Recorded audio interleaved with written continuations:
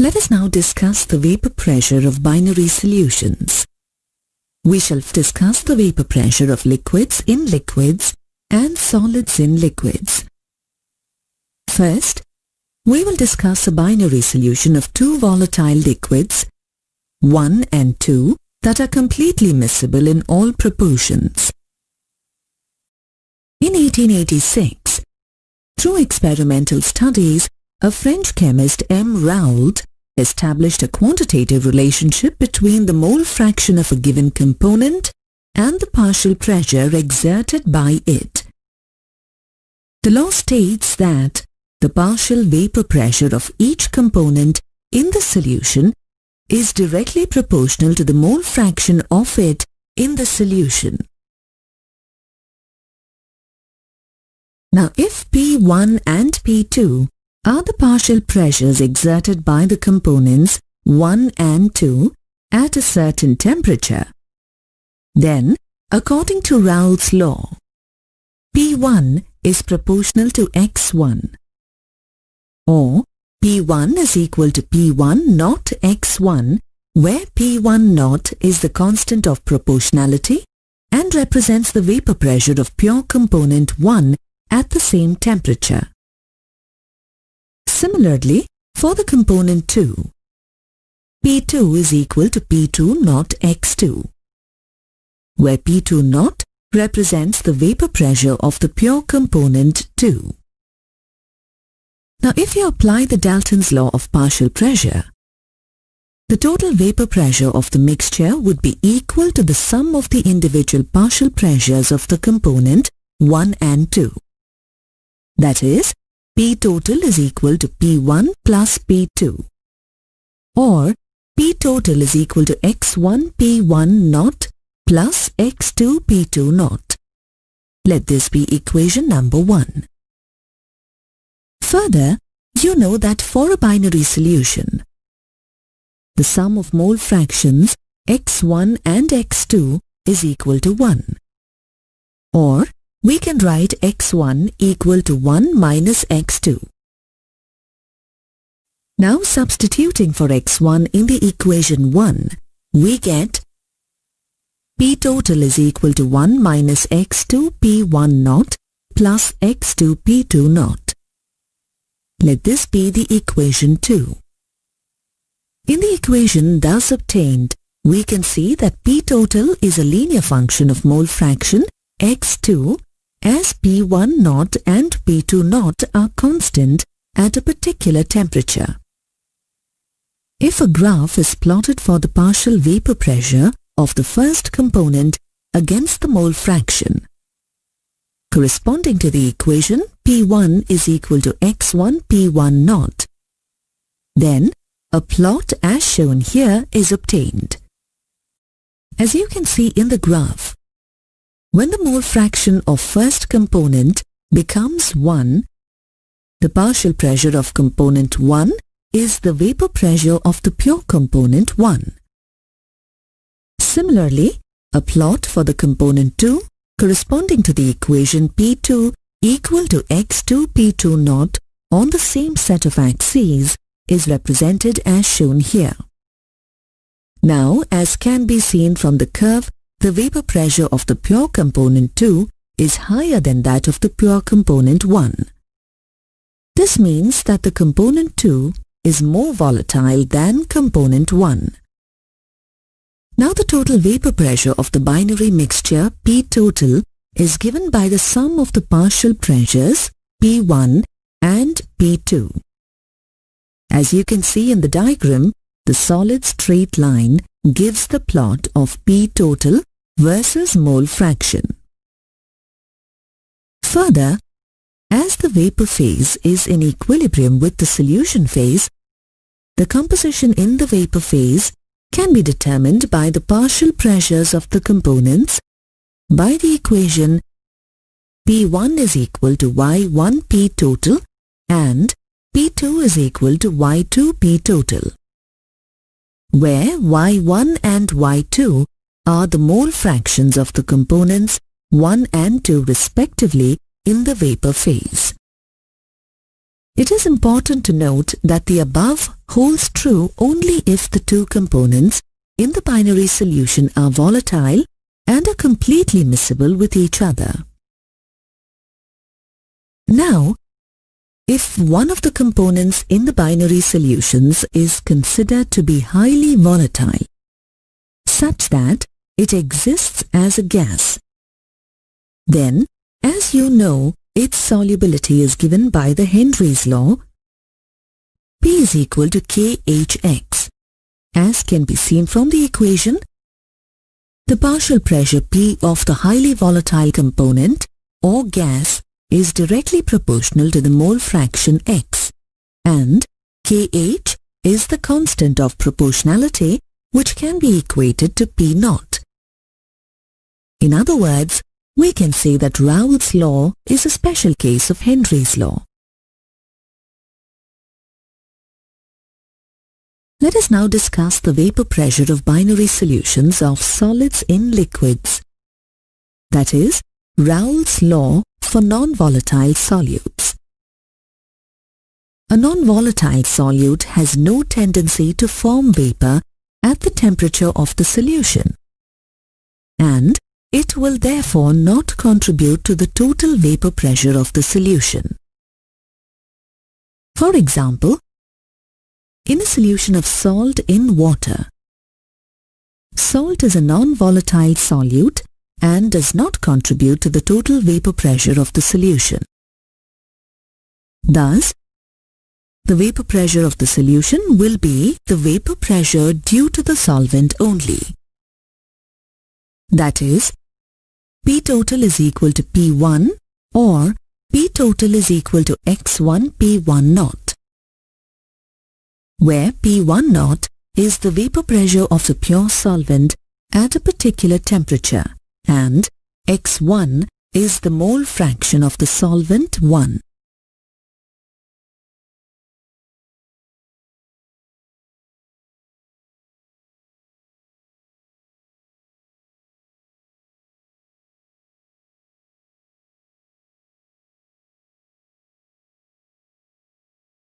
On the basis of Raoult's law, the liquid solutions can be classified into ideal and non-ideal solutions.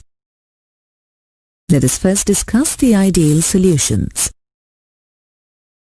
A solution that obeys Raoult's law over the entire range of concentration is said to be an ideal solution.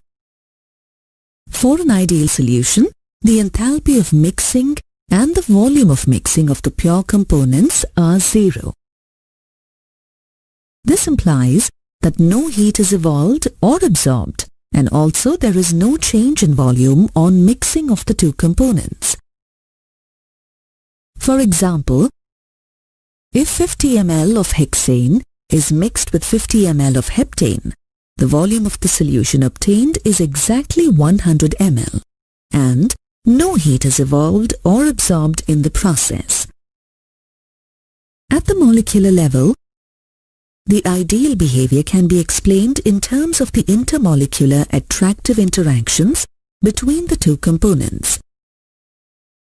If A and B are two components, then in an ideal solution, the magnitude of A-B interactions will be same as the magnitude of AA and BB interactions. However, in real life, there is actually no such thing as an ideal mixture, but some liquid mixtures get fairly close to being ideal. These are mixtures of two very closely similar substances. Some common examples of mixtures that show nearly ideal behavior are hexane and heptane, benzene and methylbenzene, chloroethane and bromoethane. Since ideal solutions obey Raoult's law, they show the graphical behavior as shown here. Let us now discuss non-ideal solutions.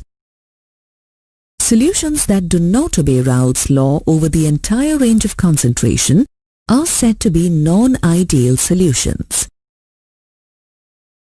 Non-ideal mixtures produce curves rather than straight lines as shown here. The dotted straight lines represent the ideal behavior and the curved lines represent the deviations from the ideal behavior. The reasons for the deviation are the intermolecular interactions at the molecular level. For a non-ideal solution, the magnitude of AB interactions is not same as the magnitude of AA and BB interactions.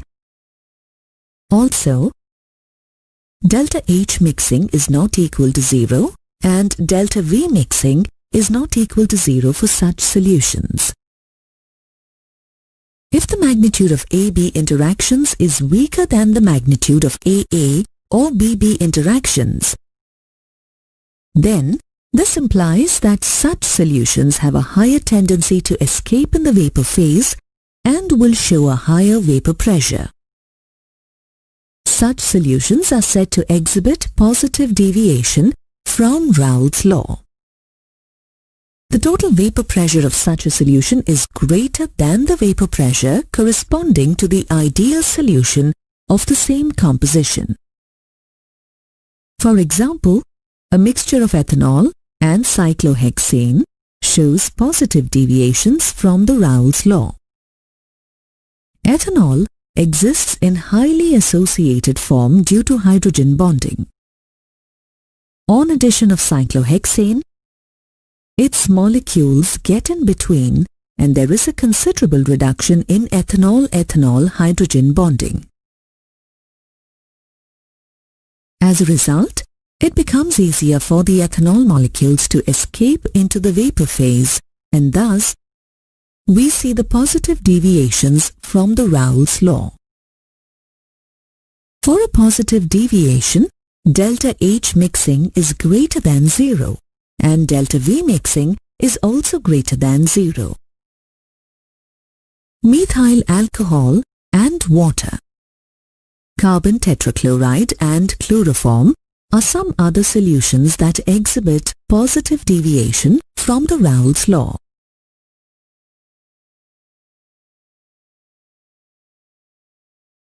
On the other hand, if the magnitude of AB interactions is greater than the magnitude of AA or BB interactions, the escaping tendency of A and B type of molecules decreases and the partial vapor pressure of each component decreases. This in turn results in the decrease of the total vapor pressure of the solution. Such type of solutions are said to show negative deviations from the Raoult's law. As you can see here, formation of a H bond takes place between the chloroform and the acetone molecule. This decreases the escaping tendency of the individual molecules and results in negative deviation from Raoult's law. For the solutions exhibiting negative deviations, delta H mixing and delta V mixing both are negative. A few more examples of non-ideal solutions exhibiting negative deviations are phenol-aniline and chloroform diethyl ether solutions. A detailed look at the two graphs show that there are some large deviations from ideal behavior at specific compositions. These very large deviations from ideality form a special class of mixtures known as azeotropes or constant boiling mixtures. Azeotrope is thus defined as a special class of liquid mixtures that boil at a constant temperature and at a certain composition. At this condition, the mixture behaves as if it was a single component with one constant boiling point. In such cases, it is not possible to separate the individual components of the mixture by fractional distillation. Azeotropic mixtures can be further classified into two categories: minimum boiling mixture and maximum boiling mixture. Let us first discuss the minimum boiling azeotrope mixtures. When the positive deviations from ideality are sufficiently large, the mixture is said to be a minimum boiling azeotrope. As you can see from the graph, the total vapor pressure of the azeotrope is given by the maximum, represented as O in the curve. Now, as the vapor pressure is maximum at this point, it gives a minimum boiling azeotropic mixture. At this point, O, the concentration of the vapor phase, is the same as the concentration in the liquid phase and is referred to as the azeotropic concentration. Ethanol and water form a minimum boiling azeotrope at 351.15 Kelvin and at a composition of 95.4% ethanol and 4.6% water. Let us now discuss the other type of azeotropic mixtures, the maximum boiling azeotropic mixtures. When the magnitude of negative deviations from ideality is very large, the total pressure curve in such cases passes through a minimum X. As you can see in the diagram, the point X corresponds to the minimum vapor pressure, so this will result in a maximum boiling azeotropic fraction. Nitric acid and water is an example of maximum boiling azeotrope. The azeotropic composition of this mixture at 393.5 Kelvin is 68% HNO3 and 32% water. Colligative properties are defined as properties of the solution that depend only on the total number of solute particles in the solution and are independent of the chemical identity of the solute particles. In other words, colligative properties are properties that depend on the concentration of the solution and not on the nature of its contents. Solutions containing non-volatile solutes exhibit the following colligative properties. Relative lowering of the vapor pressure of the solvent, depression of its freezing point, elevation of the boiling point, osmotic pressure of the solution. These properties provide methods for the determination of molecular masses of the dissolved solutes. Let us first discuss the relative lowering of the vapor pressure of the solvent. We know that when a non-volatile solute is added to a solvent, the vapor pressure of the solution decreases. According to Raoult's law, the vapor pressure of a solvent, P1, in a solution containing a non-volatile solute is given by P1 is equal to X1 multiplied by P1 naught, where X1 is the mole fraction of the solvent and P1 naught is the vapor pressure of pure solvent. The lowering in the vapor pressure of the solvent, delta P1, is equal to the vapor pressure of the pure solvent, P1 naught, minus the vapor pressure of the solution, P1, or P1 naught minus X1 multiplied by P1 naught. Rearrange the terms, we get change in vapor pressure delta P1 is equal to P1 naught multiplied by 1 minus X1. In a binary solution, 1 minus X1 is equal to X2. That is, the mole fraction of the solute. Therefore, the lowering in vapor pressure delta P1 is equal to P1 naught multiplied by X2. The lowering of vapor pressure relative to the vapor pressure of pure solvent is called relative lowering of vapor pressure. Therefore, relative lowering in vapor pressure delta P1 divided by P1 naught is equal to X2, the mole fraction of the solute. In other words, P1 naught minus P1 divided by P1 naught is equal to X2. Thus, it can be seen that relative lowering in vapor pressure depends only on the concentration of solute particles and is independent of their identity.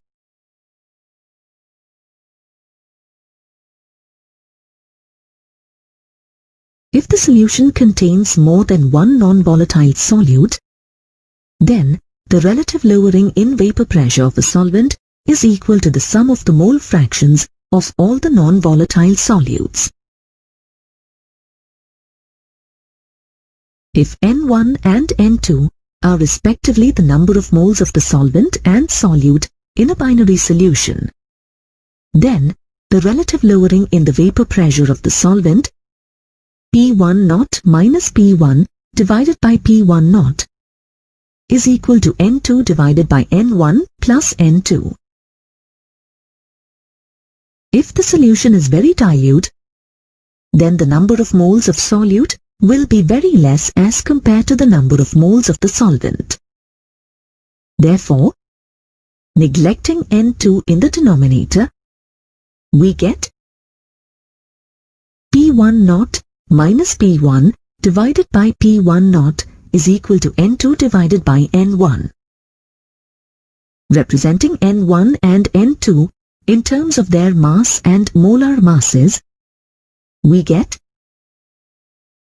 P1 naught minus P1 divided by P1 naught is equal to W2 multiplied by M1 divided by W1 multiplied by M2, where W1 and W2 are the masses, and M1 and M2 are the molar masses of the solvent and solute respectively. Let us now solve a numerical on relative lowering in vapor pressure. The vapor pressure of pure water at 298 Kelvin is 23.8 mm of mercury. 50 grams of urea, NH2CONH2, is dissolved in 850 grams of water. Calculate the vapor pressure of water for this solution and its relative lowering. The first step is to list the given variables. P1 naught is equal to 23.8 mm. Weight of urea, W2, is equal to 50 grams. Weight of water, W1, equal to 850 grams. Molar mass of urea, M2, is equal to 60 grams. Molar mass of water is equal to 18 grams. Now, according to Raoult's law, the vapor pressure of water for this solution is the product of the mole fraction of the water and the vapor pressure of pure water. Let us first calculate the mole fraction of water. Substituting the given values of W1, W2, M1 and M2, and on solving, we get X1 is equal to 0.983. Substituting this value of X1 in the expression, we get the vapor pressure of water for this solution, P1, is equal to 0.983 multiplied by 23.8, which is equal to 23.395 millimeter. Relative lowering can be calculated using the expression derived earlier. Substituting for P1 naught in the expression, and on solving, we get the relative lowering in vapor pressure as 0.017, which is the same as the mole fraction of the solute. That is, 1 minus 0.983 is equal to 0.017.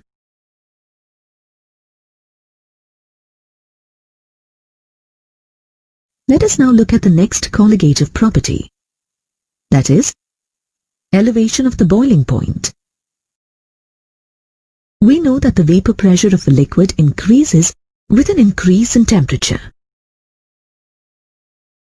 When the vapor pressure of the liquid becomes equal to the atmospheric pressure or external pressure, the liquid starts boiling.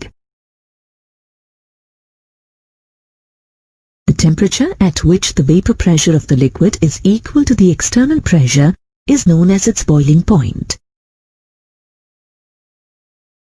Let us discuss the elevation in boiling point on the basis of curves showing the variation of vapor pressure of pure solvent and solution as a function of temperature.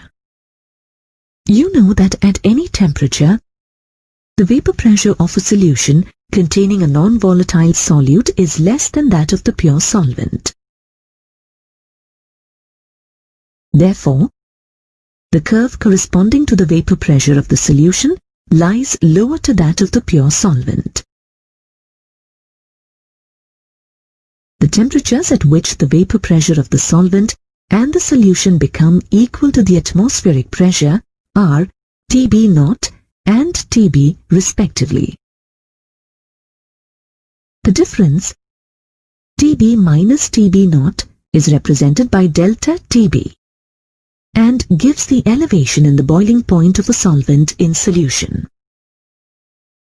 Thus, it can be seen that the boiling point of a solution is greater than the boiling point of the pure solvent.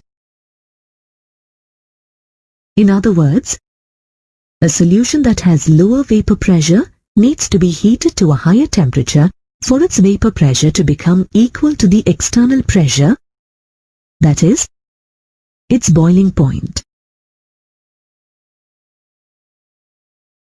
The boiling point of a solvent changes as the concentration of the solute in the solution changes, but it does not depend on the identity of the solute particles. The elevation of the boiling point depends upon the concentration of the solute in the solution and is directly proportional to molality m of the solute in the solution, or delta Tb is equal to Kb multiplied by m, where Kb is known as the boiling point elevation constant or molal elevation constant, or the ebullioscopic constant. Molal elevation constant is defined as the elevation in the boiling point when 1 mole of a solute is dissolved in 1 kilogram of a solvent. Thus, the unit for molal elevation is Kelvin kg per mole.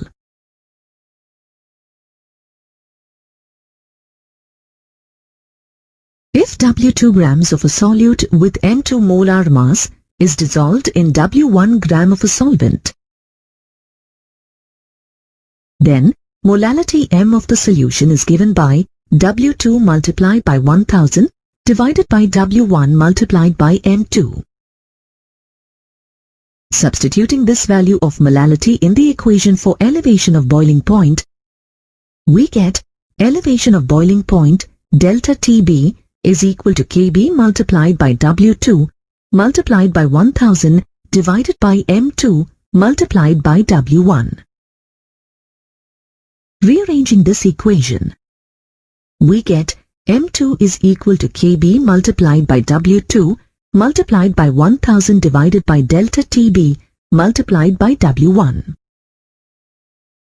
Thus, we see that molar mass of the solute M2 can be determined experimentally if a known mass of solute W2 is taken in a known mass of solvent W1, and the elevation in boiling point delta Tb is determined experimentally for a known solvent whose Kb value is known.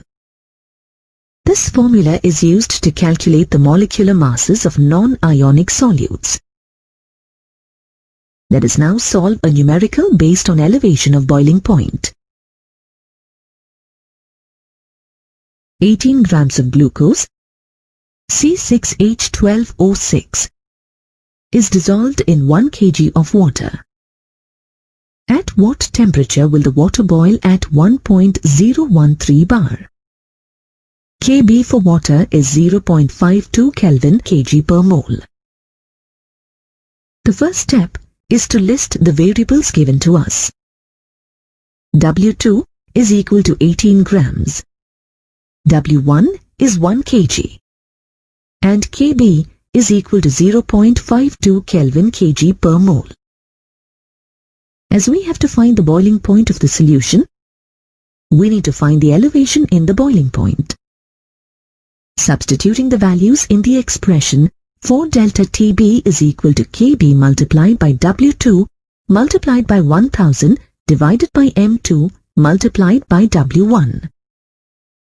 And on solving, we get delta Tb is equal to 0.052 Kelvin.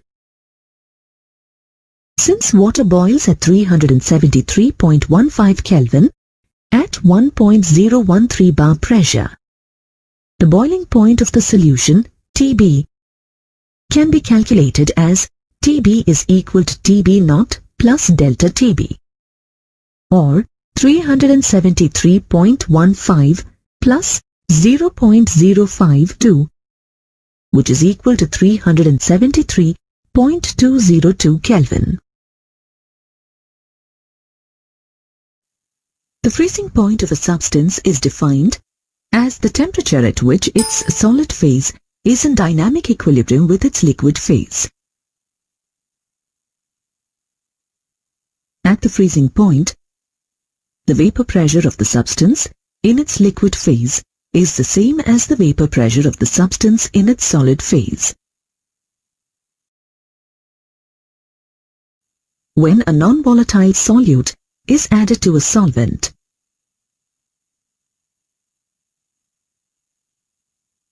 the freezing point of the solution gets lowered.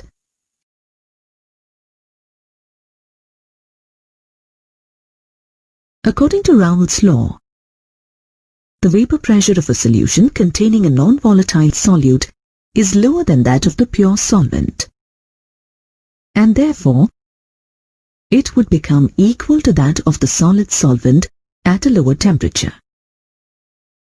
That is why the freezing point of a solvent decreases when a non-volatile solute is added to it. This can also be explained if we plot a graph of the variation of the vapor pressure of a pure solvent and solution as a function of temperature.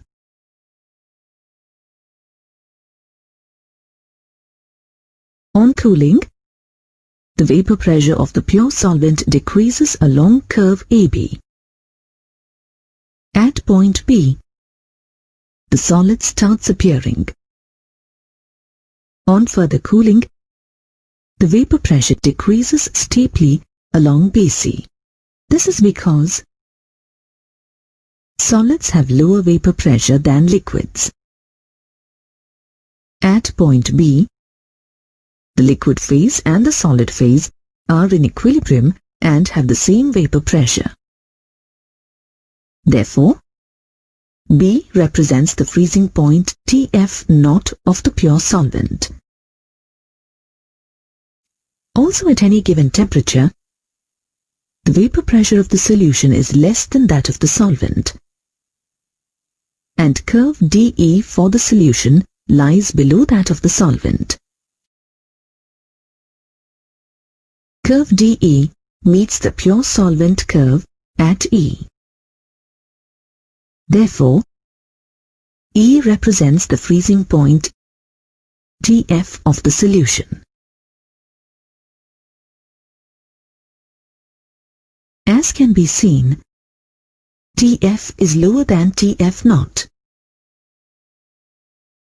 Therefore, the difference delta Tf is called the depression in freezing point and can be written as delta Tf is equal to Tf naught minus Tf. The depression in freezing point depends upon the concentration of the solution. For dilute solutions, depression in the freezing point is directly proportional to molality M. Thus, delta Tf is equal to Kf into m, where Kf is known as the freezing point depression constant or molal depression constant or cryoscopic constant.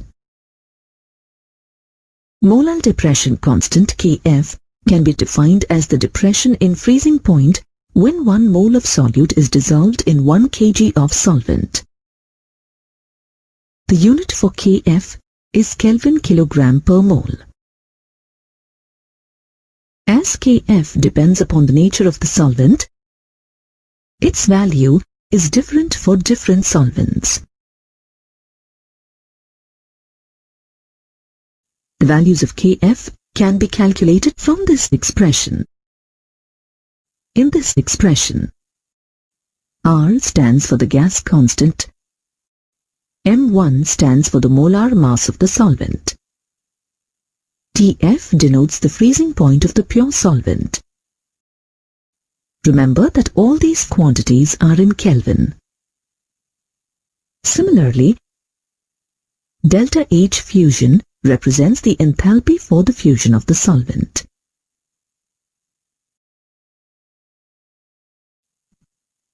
If W2 grams of a solute with molar mass M2 is dissolved in W1 grams of a solvent, then molality M of the solution is given by W2 multiplied by 1000 divided by W1 multiplied by M2. Substituting this value of molality in the freezing point depression equation, we get depression in freezing point delta Tf is equal to Kf multiplied by W2 multiplied by 1000 divided by W1 multiplied by M2.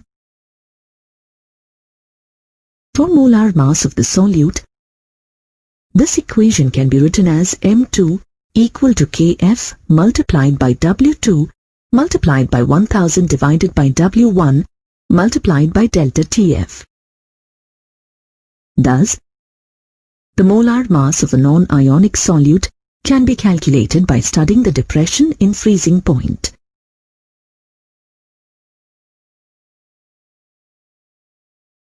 Let us now solve a numerical problem based on depression in freezing point. Calculate the mass of ascorbic acid, vitamin C, C6H8O6, to be dissolved in 75 grams of acetic acid to lower its melting point by 1.5 Kelvin. Kf is equal to 3.9 Kelvin kg per mole. The first step, as usual, is to list the given variables. W1 is equal to 75 grams. Delta Tf is 1.5 Kelvin. Kf is 3.9 Kelvin kg per mole, and the molar mass of ascorbic acid is 176, while W2 needs to be calculated. Substituting the given values in the equation for depression of freezing point of a solvent and solving for W2, we get W2 is equal to 5.077 grams. That is, when 5.077 grams of ascorbic acid is dissolved in 75 grams of acetic acid, it lowers its melting point by 1.5 Kelvin. Let us look at some important applications of depression in freezing point. Running a car in sub-zero temperatures, even when the radiator is full of water, is possible due to the fact that a depression in the freezing point of water takes place when an appropriate amount of solute ethylene glycol called antifreeze is dissolved in it. Another important application is the use of common salt, that is, sodium chloride or even calcium chloride, to clear the snow on the roads. The addition of these solutes depresses the freezing point of water to such an extent that it cannot freeze at the prevailing temperature, and hence the snow melts off easily. Observe these processes carefully. Place some dried fruits and vegetables in water. They slowly swell up and return to their original form. When a raw mango is placed in concentrated salt solution, it loses water and shrivels into a pickle. Similarly, if we place wilted flowers in fresh water, they are revived. All these processes have one thing in common. There was a flow of water molecules either to or from the substance. Secondly, all the substances were bound by membranes. This phenomenon is called osmosis. Small solvent molecules like water can pass through the holes of these membranes, but bigger molecules like the solute are unable to pass through them. Such membranes, which are selectively permeable to only certain molecules, are known as semipermeable membranes or SPM. These membranes can be of natural origin or synthetic origin. Vegetable membranes, which are found just under the outer skin, like in the onion, membranes found under the shell of an egg, a pig's bladder, or parchment are examples of natural membranes, while cellophane is an example of synthetic membrane. Osmosis can be defined as the spontaneous flow of solvent through a semi-permeable membrane from a pure solvent to a solution, or from a dilute solution to a concentrated solution.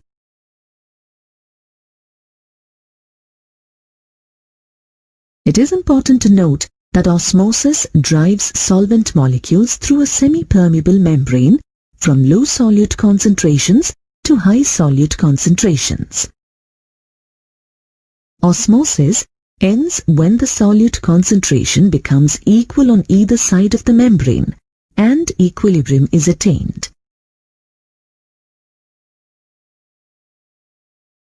The flow of solvent molecules from low concentration to high concentration can be stopped by applying some extra pressure on the high concentration side. The minimum pressure required to do so is known as the osmotic pressure of the solution. Thus, osmotic pressure pi of a solution is defined as the excess pressure that must be applied to a solution to prevent osmosis from taking place. Osmotic pressure, like other colligative properties, does not depend on the identity of the solute, but on its concentration. It has been found experimentally that osmotic pressure pi for dilute solutions is proportional to molarity C of the solution at a given temperature T. Thus, pi is equal to C multiplied by R multiplied by T, where R is the gas constant. If the solution contains N2 moles of solute in volume V, then C is equal to N2 divided by V. Therefore, pi is equal to N2 multiplied by R multiplied by T divided by V. If W2 grams of solute of molar mass M2 is present in the solution, then N2 is equal to W2 divided by M2. Substituting this value of N2 in the earlier equation, we get pi equal to W2 multiplied by R multiplied by T divided by M2 multiplied by V. Rearranging the equation for M2, we get M2 is equal to W2 multiplied by R multiplied by T divided by pi multiplied by V. This method of measurement of osmotic pressure is widely used to determine the molar masses of polymers and macromolecules, especially biomolecules, as they are generally unstable at higher temperatures and decompose before their boiling point is reached. This method has the advantage over other methods as osmotic pressure is measured around room temperature and the molarity of the solution is used instead of its molality.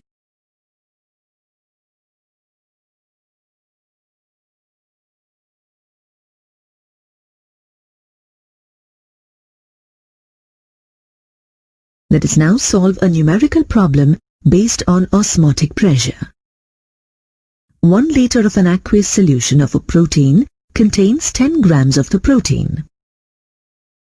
The osmotic pressure of such a solution at 300 Kelvin is found to be 2 multiplied by 10 to the power minus 3 atmosphere. Calculate the molar mass of the protein. The given variables are W2 is equal to 10 grams, V is equal to 1 liter, T is equal to 300 Kelvin and pi is equal to 2 multiplied by 10 to the power minus 3 atmosphere.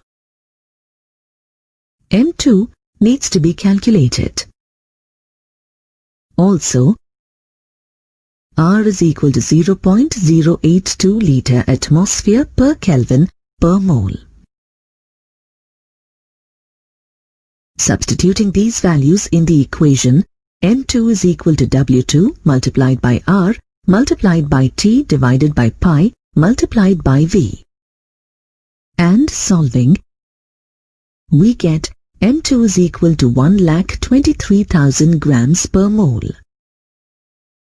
In other words, the molar mass of the protein is 1,23,000 grams per mole. Let us consider two solutions with concentrations C1 and C2 at temperature T. Then osmotic pressure for the first solution, pi1 is equal to C1 multiplied by R multiplied by T. While osmotic pressure for the second solution, pi2 is equal to C2 multiplied by R multiplied by T. Now, if the solutions have the same concentrations, that is, if C1 is equal to C2, then pi1 becomes equal to pi2. It means that equimolar solutions at the same temperature have the same osmotic pressure.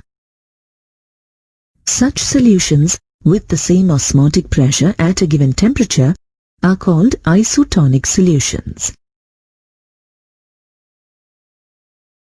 When such solutions are separated by a semipermeable membrane, no osmosis occurs between them.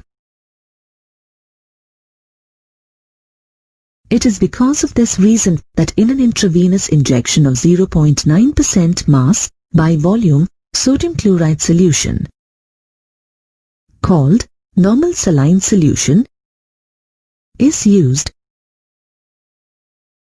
since it is isotonic with the fluid inside the red blood cells. A pure sodium chloride solution with the concentration more than 0.9% mass by volume is called a hypertonic solution. And red blood cells shrink when placed in this solution. On the other hand, a pure sodium chloride solution with a concentration less than 0.9% mass by volume is called a hypertonic solution. And red blood cells swell up and may even burst when placed in this solution. It is important to note that a high intake of salt in the diet can lead to a higher concentration of fluids in the body tissues because of osmosis. This will result in swelling and puffiness of body parts, which is known as edema. It is of interest to mention that if a pressure greater than osmotic pressure is applied on a solution, then the solvent will flow from the solution to the pure solvent through the semi-permeable membrane. This process is known as reverse osmosis and is often used for the desalination of seawater for getting fresh drinking water. Desalination of seawater is carried out using a cellulose acetate semi-permeable membrane placed over a suitable support. This cellulose acetate membrane allows the passage of only water molecules through it and is impermeable to the salts and other impurities present in seawater, thus making it fit for drinking.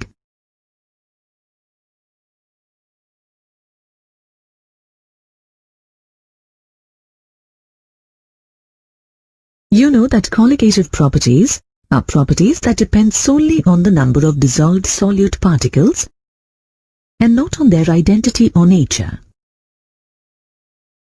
Various relations derived for colligative properties hold good only for solutions of non-electrolytes, as there is no change in the molecular state of the solute.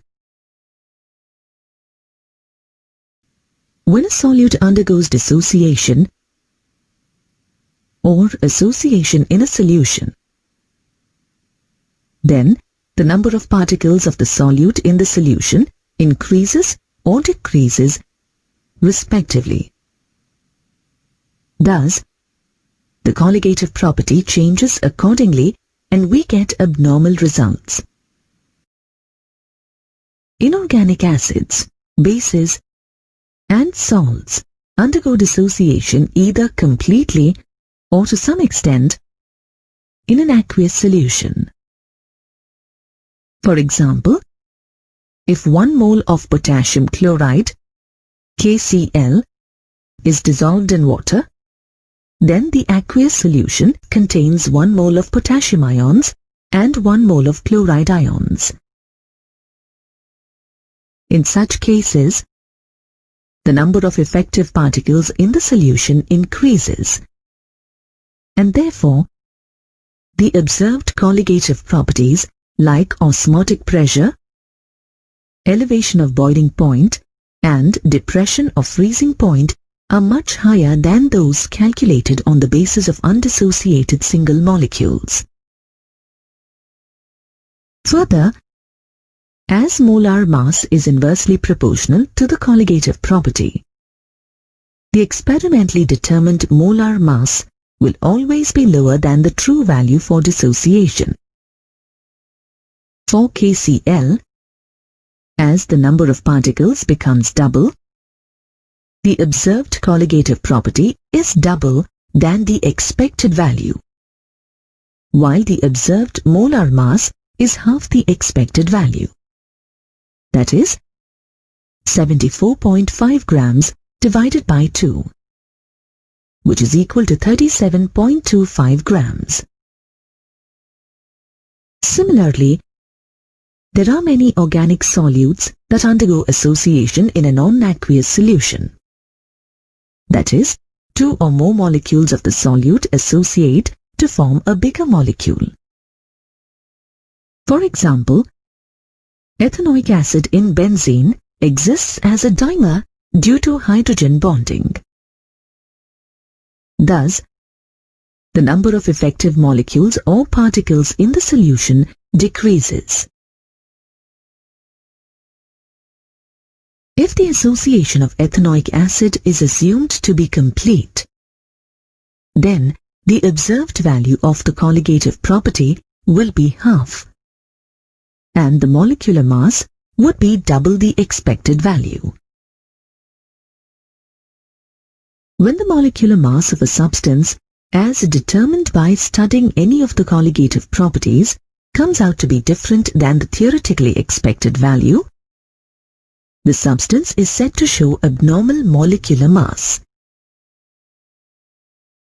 In order to account for all such abnormalities, Dutch chemist J. H. van 't Hoff, in the year 1880, introduced a factor I known as van 't Hoff's factor, which represents the extent of association or dissociation of a solute.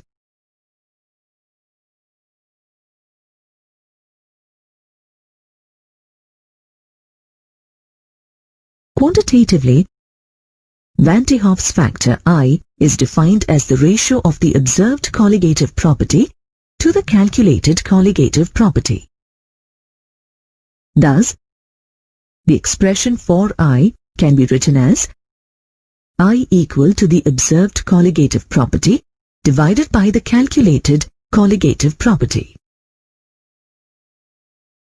Now, since colligative property is inversely proportional to molar mass, I in terms of molar mass becomes I is equal to normal or calculated molar mass MC divided by abnormal or observed molar mass MO.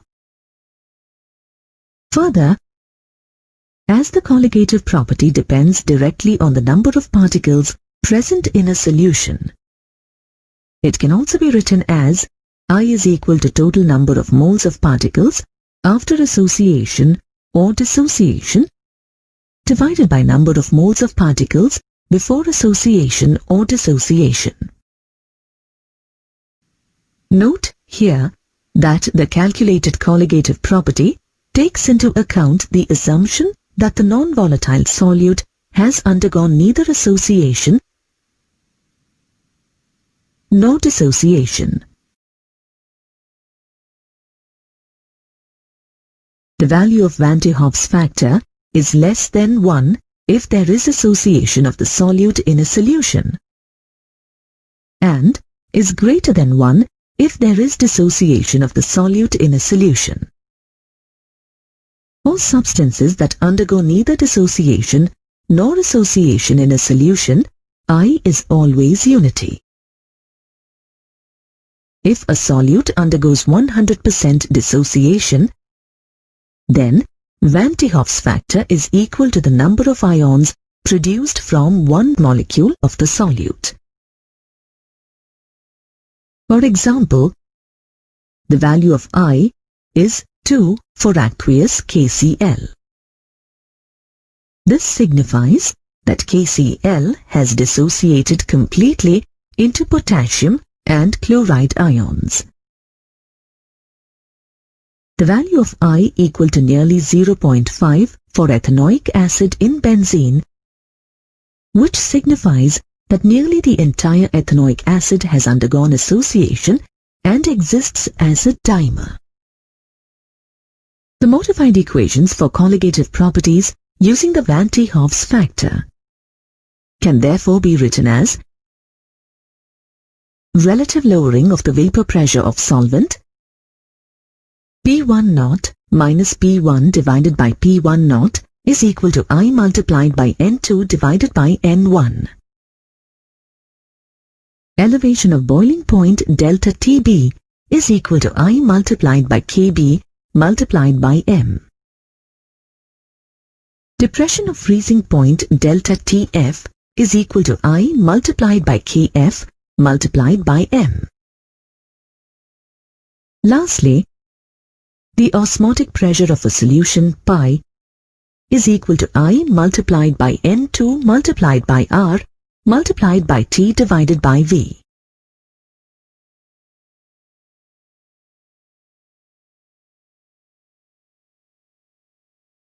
The degree of association as well as the degree of dissociation are represented by the letter alpha. Let us now derive a relation between van 't Hoff's factor I and the degree of association alpha. The degree of association of a substance alpha is defined as the fraction of the total substance that exists in the form of associated molecules. That is, the number of moles associated divided by the total number of moles taken. Consider 1 mole of solute A dissolved in a given amount of solvent. And suppose that n molecules of A associate to form associated molecule AN, and an equilibrium gets established between Na and associated molecule AN. If alpha is the degree of association of the solute, then at equilibrium 1 minus alpha moles of A are left in unassociated form, while alpha divided by n moles of AN are present in associated form. Therefore, the total number of moles of particles after association is equal to 1 minus alpha plus alpha divided by n. If there is no association, then the number of particles is equal to 1. Substituting the values of the number of particles in the relation I is equal to total number of moles of particles after association or dissociation divided by the number of moles of particle before association or dissociation. We get I is equal to 1 minus alpha plus alpha divided by n divided by 1. On simplifying for alpha, we get alpha is equal to 1 minus I multiplied by n minus 1. Thus, if the value of n and Van 't Hoff factor I is known, then the degree of association, alpha, can be calculated. On the same lines, let us now derive a relation between Van 't Hoff's factor I and degree of dissociation, alpha. The degree of dissociation of a substance, alpha, is defined as the fraction of the total substance that undergoes dissociation. That is, alpha is equal to the number of moles dissociated divided by the total number of moles taken.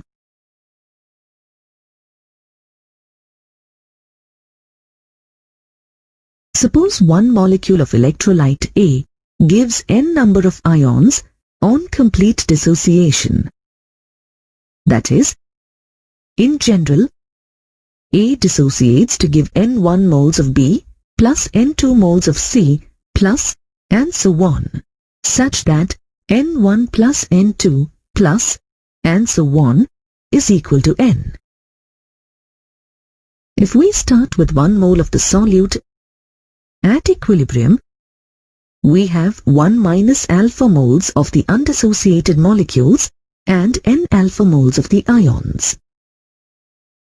Thus, the total number of particles present at equilibrium is equal to 1 minus alpha plus n alpha, or 1 plus n minus 1 alpha. Substituting the values of the number of particles in the relation, I is equal to total number of moles of particles after association or dissociation divided by number of moles of particles before association or dissociation. We get I is equal to 1 plus n minus 1 alpha divided by 1. On rearranging, we get alpha is equal to I minus 1 divided by n minus 1. Knowing the value of I from the colligative property measurements, the degree of dissociation alpha can be calculated. Let us now solve a numerical problem based on the association property of a solute. Acetic acid CH3COOH associates in benzene to form a dimer.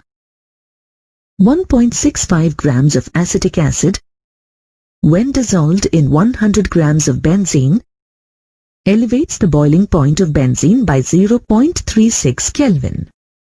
Calculate Van 't Hoff's factor and also the degree of association of acetic acid.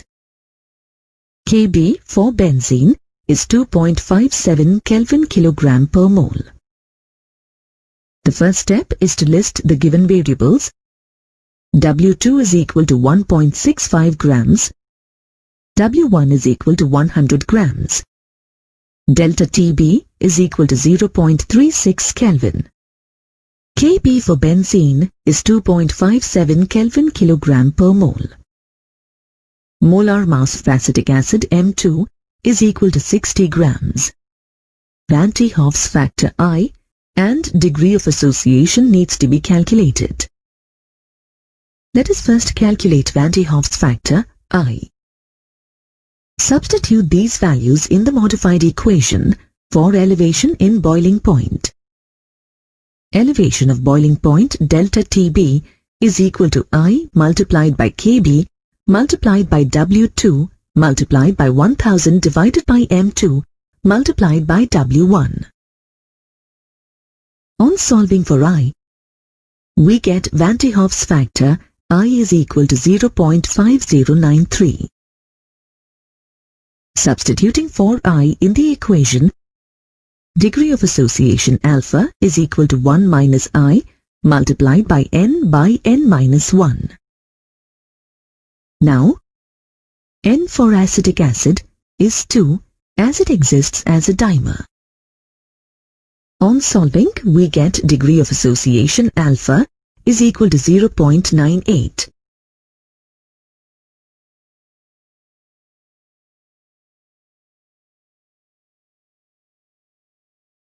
Let us now solve a numerical problem based on the dissociation property of the solute.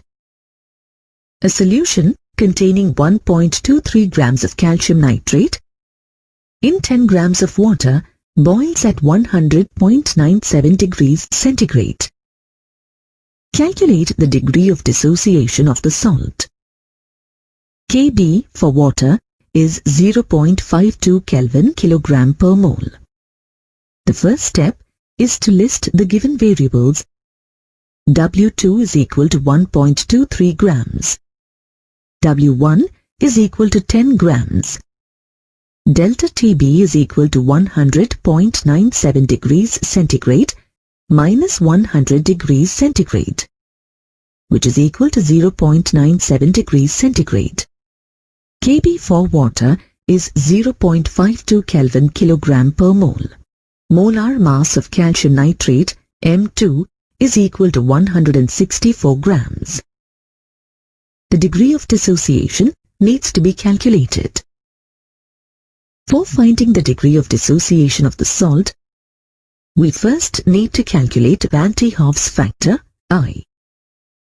Substitute these values in the modified equation for elevation in boiling point.